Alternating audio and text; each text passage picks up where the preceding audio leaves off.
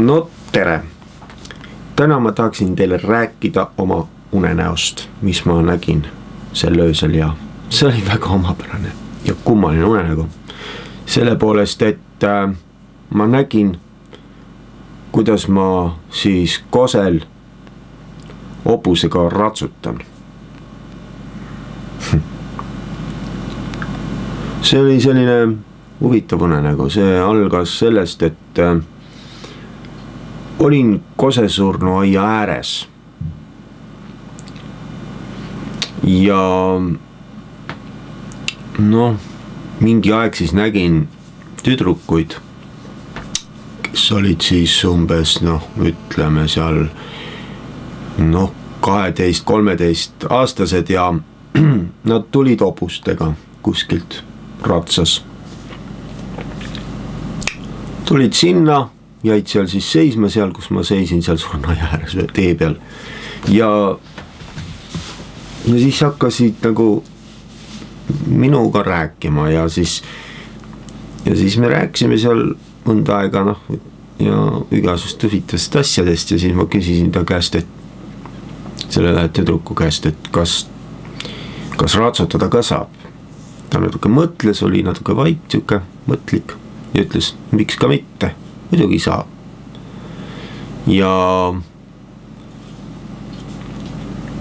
siis ma läksingi hobuse selga, kus puudus ratsavarustus, ühesõnaga sadulat ega midagi sellist. Oli ainult ratsmed ja kõik. Algul mul stekki ei olnud, ma nagu ei mäleta, et mul oleks stekk olnud, aga siis kui unenägu edasi läks, siis oli see niimoodi, et me olime sõitnud siis ratsas kosele, kosalevikku siia. Sõitsime siis kose sööklatte, sealt kose parklimisplatsi pealt läksime edasi kose endise kutsekooli poole sinna kuskile sinna kohta sõitsime välja, kus asub kose päevakeskus ja polikliinik ja kunstikool ja siis selle parkimisplatsi peal siis seal tegime siis ringe niimoodi ratsutades niimoodi, tegime igat pidi ringe niimoodi ühes suunas, teises suunas ja niimoodi kogu aeg siin tiirutasime seal ja siis otsustasime sõita siis ühel hetkel kodutänavalt pidi minu maja juurde siia. Siis ma vahepeal olin saanud steki, ma ei tea, kus ma selle sain, ma seda ei näinud eriti.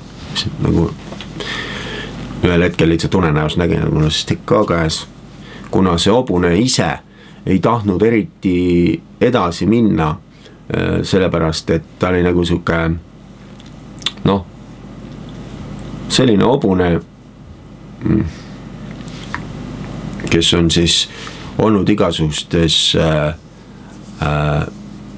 trennides, ratsavõistlustel ja üldiselt selline hobune nagu on Nõmme mõisas, nagu oli Triinu Tallis kosel ja ka seal Poliloomaajas niuksed teist sorti hobused, kuumaverelised või siuksed natuke käitumisega siuksed probleemid, siuksed närvilised hobused või siuksed hoopis siuksed sõnakuulmatud või midagi sellist.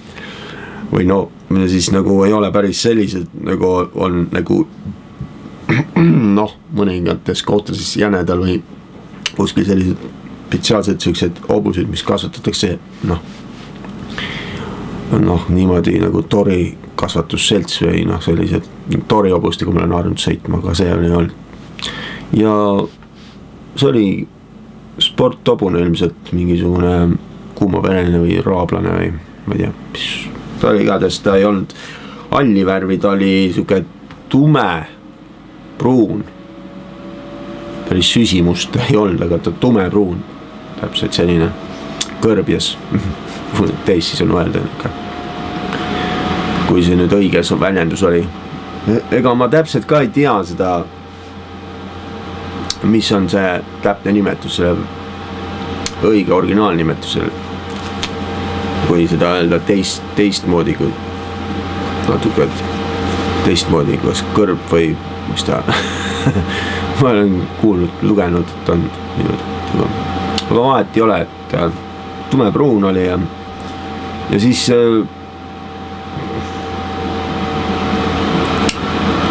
ühesõnaga uni läks niimoodi edasi, et me sõitsime siis kodutänavat pidi ratsas oma maja poole, kus kahel pool olid siis üksed isiklikud elamud, väiksed majakesed. Ja siis me sõitsime minu maja poole, kuna ma olen tegelikult päriselt olen mõelnud, et kui huvitav oleks sõita siin Kose vahel hobusega ratsas, et huvitav, et mis mulje siuke huvitav mulje jääks inimestel või midagi sellist imelikku mõtet olen vahel mõelnud, et siuke kummaline mõtlemised, mis tegelikult tavaelus nagu reaalses maailmas ei toimi, sest see oleks nagu imelik ja kummaline, kui ma tuleks siia ratsutama siia Kose vahel, aga unenäos on see võimalik ja kuna ma olen mõnikord lihtsalt seda imelikku mõtlemist nagu olnud siukest, mis ei ole lihtsalt mõelnud, et siis nagu see vist tumises pealuuses või mis moodi see une nagu teoks sai, aga öeldakse, et kui inimene mõtleb midagi, siis see une nagu tuleb nagu esile. Mina eile küll niimoodi ei mõelnud, aga see une nagu tuli ja see une nagu siis oligi selline, et sõitsime siia maja ette selle hobusega siis, kelle nime ma kahjuks ei tea. Siis tiirutasime siin maja ees. Tahtsin näidata ilmselt oma sõpradele ja kuna mu isa oli ka kodus, siis ilmselt lootsin, et isa ka näeb seda. Ma ei tea, miks ma seda mõtlesin, sest see on ju imelik, et ma niimoodi tahan eputada siin või midagi kummaline, et sellukest asja ma ei tea kunagi ju, et see on veider. Minu jaoks täitsa kummaline, sellepärast, et mis sa siin ikka Kose vahel niimoodi hobusega seikled. Mine parem sinna, kus see õige plats on ratsutamisel ja sõida seal ja kõik on hästi ja kõik on korralik, et mis sa siin ikka Kose vahel niimoodi mässad, et see ei ole normaalne. Et parem on sõita kuskil ratsatrenni platsi peal ja see on õige ja see on ainuõige, et see on, et sõita siin kuskil majade vahel, see on ebanormaalne täitsa imelik või vastuvõtmatu tavalises reaalses elus, sellepärast et okei, kui inimene sõidab kuskilt, tuleb kuskilt kaugelt, ma ei tea, tuleb poodi või pole transporti, et tuleb hobus seda on ühe korra vist juhtunud isegi ühel inimesel, keda ma tunnen, et ta käis poes ära hobusega ratsas ja läks tagasi, aga see on normaalne, tegelikult see on harva juhus, harva nähtus, aga see on normaalne. Aga kui siis hakkad siin ringi tiirutama niimoodi Kose vahel, see on küll imelik, et see unenägu selles mõttes oli väga kummaline unenägu ja kui ma siin sõitsin maja ees selle ratsas hobusega, siis mingi aeg ma tulin selle hobuse sellest maha. Need tüdrukud jooksid kogu aeg minu hobusele järgi, kuna ma ei sõitnud eriti kiiresti, ma vahepeal tahtsin kodutänaval hobusele nagu kiirust juurde lisada selle stekiga, aga hobune natuke lisas veidi kiirust, aga mitte eriti, see jäi siuke mulje nagu selline mulje jäi nagu kunagi ma sõitsin Nõmme mõisas 2001 aasta 10. aprill aasta 2001 oli ja ma sõitsin seal, kus oli Arvo, kes oli kus ta olid Tallis hobused ja siis ta andis mulle seal hobuse mõska ja ma sõitsin selle hobusega seal niimoodi jalutasin rohkem kui traavisin küll aga väga aeglaselt, nii et võib öelda, et sama oli unenäos, et ma nagu sõitsin traavi, aga ma ei jalutanud, aga ma sõitsin traavi sama aeglaselt kui siis 2010. aprillil Nõmmemõisas.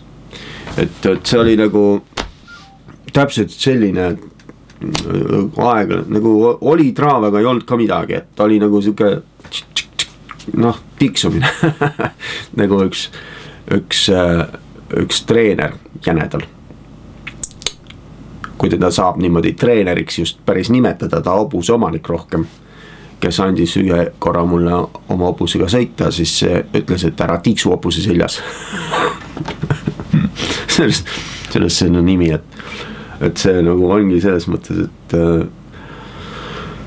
et tema sõnu, siis ma tiksusin seal jänedal selle hobusega, aga see unenäos ma samamoodi nagu tiksusin, sama aeglane, nagu ei oldki traav, aga ei olnud ka samm, oli nagu tõksa, eks ole. See oli traav unenäos Kodutänavat mööda, aga ma tahtsin kiiremat traavi ja siis ma ajasin ta kiiremat traavi, ta läks natukese kiiremini traavi, aga see ei olnud päris see traav, mis tavaliselt on, ta ei olnud ikka see, ta oli traav, siis ta juba oli traav, ta ei olnud samm ega mingi tiksumine koha peal, siis ta oli traav, seda võis nimetada aeglaseks traaviks lihtsalt. Aga siis nagu vahepeal see tiksumine, see oli nagu samm ja traав ja samm ja siis nagu see tiksumine käis nagu see aeglane. Aga no siis selline traavimine käis. Ja siis no, kui ma olin juba hobuse sellest maha tulnud oma maja ees siin, siis oli see asi veel imelikum. Selle unenäos edasi läks, kuna need tüdrukud võtsid oma hobus ja sõitsid ära, sest noh, ma jõudsin ju tegelikult koju ja kuhu ma mujal ikka enam sõidan, et siis ma olen juba koju ära tagasi tuppa siia. Aga noh, nemad siis jätsid muga head aega ja läksid ära ja ma tänasin neid selle võimaluse eest. Raha nad muidugi loomulikult ei küsinud mu käest mitte mingit sentigi selle sõidu eest. Ja hakkan siis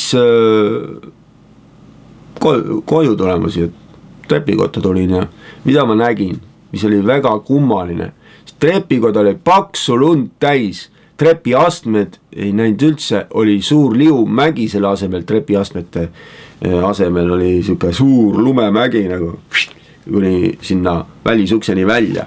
Võimatu oli ülesse pääseda, sest see oli libe. Oli väga libe, nii et ma hakkasin tulema, siis ma libisin mitu korda maha ja libisin tükk aega maha ja libisin, siis ma raskelt kangutasin sealt trepi puude, see käsipuu najal niimoodi. Ja siis kuidagi väga rohkem mässasin, see lumi kogu aeg pudenes, ma lendasin alla ja niimoodi igatahes ühed inimesed veel vaatsid, et mis imet see tüüp teeb seal trepikoja ukse. Kogu aeg mässasin. Ja siis lõpuks jõudsin siis üles kuidagi ime kombel. Ja siis mõtlesin, et mis siin sünnib.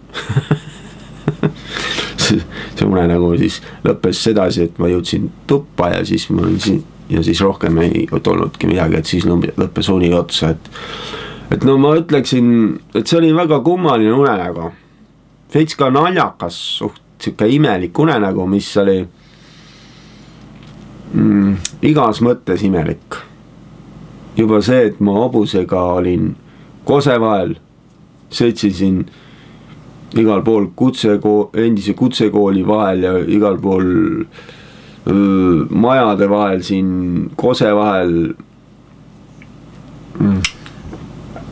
Et ta kui ratsutamine on üldse, siis see ei ole ratsutamine, ei toimu üldse Kosel ega kuskil alevikus.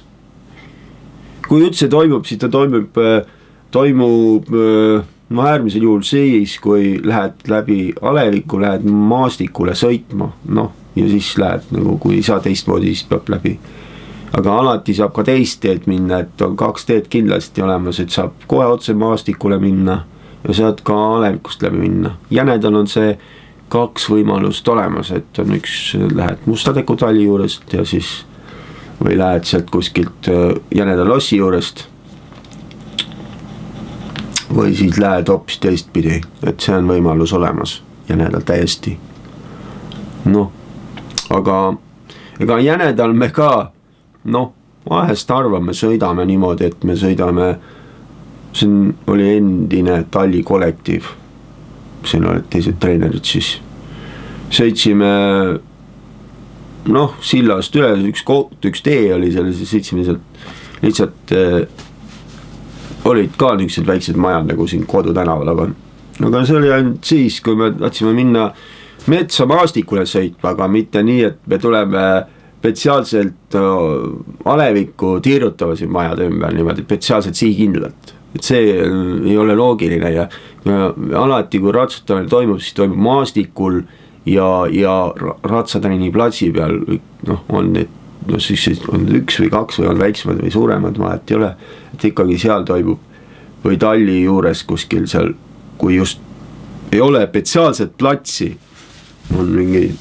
nagu siin kunagi Nõmme mõisas oli Tiial, seal on tehtud midagi, siis noh, ka see on ratsutamise plats tegelikult, aga noh, kas või väike, aga ei minda kuskile aleviku peale tänu sellele sõitma, et seal väike platsel, et kas või sõidetakse seda väikest ringi, ükskõik kuidas, et kas või sõidetakse hoovis, näiteks kui on niisugune väike, noh ei ole hobuse tall, aga on niisugune väike sara või midagi, et on niisugune väike plats, siis sõideta seal, no see on ka loogiline, aga sa ei lähe ju selle pärast minna Kosa aleviku peale sõitma, et see on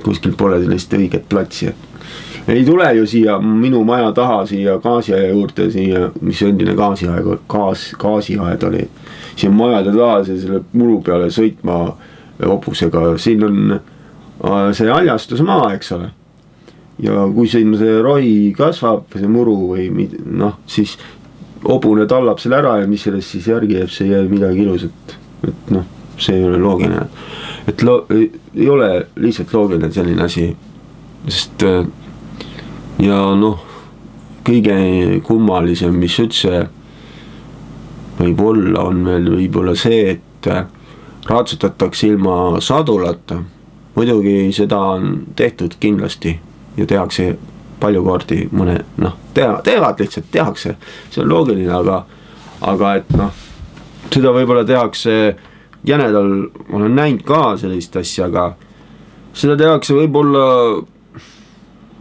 trenni lõpus. Noh, kui trenn on läbi juba, siis mõnda aega sõidetakse ilma sadulata, noh, küsitakse treenerilt luba, et kas saab või saa. Ma jäi meelde üks trenn, kus oli selline, kus üks tüdruk küsis treeneri käest, et palun, kas ma saaksin ilma sadulata hobusega sõita. Treener lubas, aga tavaliselt nagu ei tohi, et turvavarustus hobusel ratsutamisel on sadul, kõik ratsavarustus, kaska, kõik, aga on selliseid juhusid, kus kaskat ei ole näiteks peas. Ma olen nii sõitnud ise ka, sest on sellised lihtsalt olukordad selline, et ei ole lihtsalt kaskat kuskilt võtta, kuigi ta peaks peas olema. No selline huvitav unenägu oli väikse vahede juttudega, mingisuguste meenutustega, mis ma siis vahele rääkisin. Et noh, minu arust on see tegelikult hea, et sellised unenäod tulevad, eriti nendele, kes hobusullud on, sest see on ikkagi mõnes mõttes huvitav, kui korsa vahel sõidad niimoodi. Või noh, sõidad sellise pool eestlasega. Seda ma nüüd jätsin teile ütlemata, et see hobune oli nagu madalat kasvu. Ta oli siuke pool eestlast või mingi siuke eestlase moodi nägi välja siuke, mitte päris poni hobune ei olnud, aga oli siuke, meil on olnud 2 hobust, kellega me oleme sõitnud noh, isegi 3, me oleme sõitnud 3 hobusega läbi aegade siin mingisugustel 2001 ja 2005, 2006, 2012 on need aastad, erinevatel aastatel erinevate hobustega, kes on ka sellised väiksed Eesti või pool Eesti tõugu hobused olnud. Näiteks oli Revalia, siis oli Reelika ja siis nüüd viimati sõitsin Sotkaga. 3 need väikest hobust on erinevad tõugu, aga nad ei ole, kumbki ei ole päris eestlased. Võib-olla poole Eesti segaverene mingi oli Reelika ja siis Revalia oli siis eestlane. See oli eestlane. Ja siis Tuku või see Tuku on eestlane, Tuku ma ajasin sassi, siis Tuku on eestlane, ma Tukuga sõitnud ei ole, sest ta on nii madal. Eestlane on madal hobune. Ta oli, noh kui madal ta oli, on väike hobune lihtsalt. Revalia oli suurem, ma arvan. See oli suurem, Tuku on veel väiks, natukese väiks. Et siis põhimõtteliselt nagu sõitsingi siis selle Sotkaga viimati eelmine aasta oktoobris, enne kui ta maha müüdi. Ja noh, väiksed hobused, nii nagu Unenäoski oli väike hobune, siis täpselt sarnane oli ka, aga ta oli lihtsalt, nagu ma ütlesin, siuke ilus, sileda läikiva karvaga tumepruun hobune. Ja ta oli väga armas hobune. Kuigi, kui ma temaga siin kodutänavalt sõitsin, siis tundus küll nagu selline, nagu oleks suuremaks kasvanud. See oli väga imelik, aga ta tegelikult oli see sama väike hobune. Mitte päris väike, aga oli keskmise kasvu ja siis ta oli niimoodi. Eks see imelik ja kummaline unenägu kaasneb kõik selle imeliku kummalise jutuga mul siin erinevalt sellest kõigest. Mis see unenägu rääkis, on ka see jutt natuke teissugune nagu tavaliselt meilt kõik jutud siin on olnud. Veider ja kummaline nagu see unenägugi. Nii ka see jutt. Aga okei, aitäh, et te mind vaatasite ja ära kannatasite sellise omapärase jutu siin, mis ma teile rääkisin. Et ma loodan, et keegi ka vaatab ka seda videot peale minu ja suurepärane, täiesti suurepärane. Head tervist, head rõõmu, head kevadet, head suve algust, mis varsti hakkab. Kõike paremat teile, olgu teil rõõmu ja kõike. Yes, tervist. Minu poolt, tšau.